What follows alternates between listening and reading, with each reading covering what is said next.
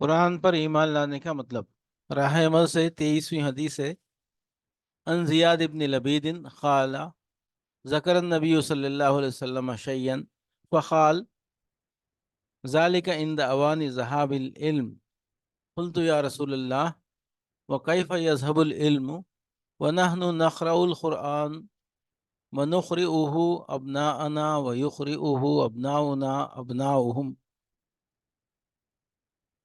فقال سکلت کا ام کا زیاد ان کنتا لا اراک من افقه رجل بالمدینہ اولیس هذه اليهود والنصارى يقرؤون التوراة والانجیل لا يعملون بشيء مما فيهما۔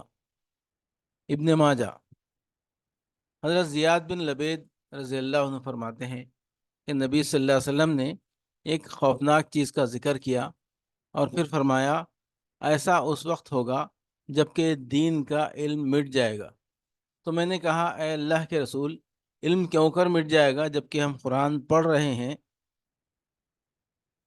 اور اپنی اولاد کو پڑھا رہے ہیں اور ہمارے بیٹے اپنی اولاد کو پڑھاتے رہیں گے۔